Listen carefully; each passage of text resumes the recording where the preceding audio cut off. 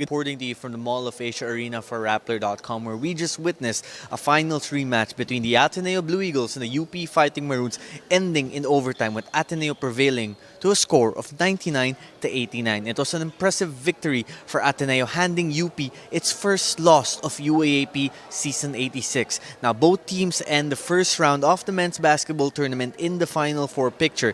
UP, still at 6-1, is number 1 in the league standings, while Ateneo at 4-3 elevate itself to number 3 in the standings, tied with De La Salle University. Also worth noting that it was the same weekend where Ateneo's women's basketball team defeated, which was an undefeated UP women's basketball team, to prevent a first-round sweep, which the men's team duplicated a day later. Leading the way for Ateneo was Mason Amos, who had 19 points and 10 rebounds and 2 assists, including 5 huge points in overtime, which sealed the victory for the Blue Eagles, scoring twice over Francis Lopez. Helping him out was Chris Koon with 17 points and 7 rebounds. Koon also hit a huge step-back mid-range jumper in overtime, while Joseph Obasa had his best game of UAAP Season 86 as Ateneo's foreign student athlete, finishing with 13 points, 8 rebounds, and 5 blocks. His presence defensively was particularly important as Ateneo stifled UP's attempts to score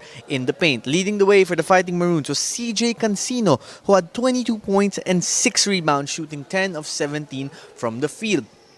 Interestingly enough, during the second half in the third quarter, CJ, after scoring on back-to-back baskets in the post, put up his finger to his nose and told the Ateneo crowd to keep quiet. CJ after the game said it was nothing personal, mentioning it was part of being in an emotional and intense basketball game. Mason Amos, here's something worth interesting. He played 23.5 minutes today. He's most so far in Season 86. Mason did acknowledge that his defensive woes was one of the reasons why he wasn't earning playing time early for Coach Baldwin, but that is something he says he continues to work on as he hopes to earn more playing time. And with his shooting performance like today, it might be clear that Mason needs to play more for Ateneo if they want to improve on their record in the second round. Obasa also played well. Koon played well. Kai Balunga had these moments. Jared Brown hit a big three-pointer for Ateneo in overtime.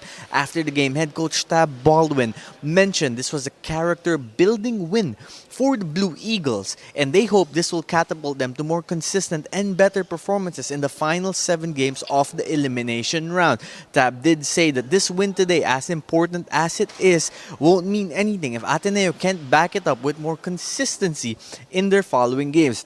Coach Tab also mentioned that despite the victory of Ateneo today, he still thinks UP is the favorite in this particular matchup, and Ateneo, despite defending champions of the UAAP, will be the underdog when both teams face each other again. Now, when will that next matchup take place? It might take place on Wednesday. Now, that is not confirmed yet, but because Ateneo ended up in number 3 and UP ended up as number 1, there's a good chance both teams face each other in the first game on Wednesday, while La Salle, finishing number 4, will likely take on National University at number 2. We will wait for the confirmation of the UAAP second round schedule to clarify if that will indeed happen. After the contest, Coach Golden Monteverde of the UP Fighting Maroons indicated that he wants more consistency out of his team as well, despite suffering only 1 loss in the first round. Coach Gold particularly was not happy with the rebounding disparity between both teams. Ateneo out-rebounded UP 57-45. Coach Gold says that does not have anything to do with X's and O's,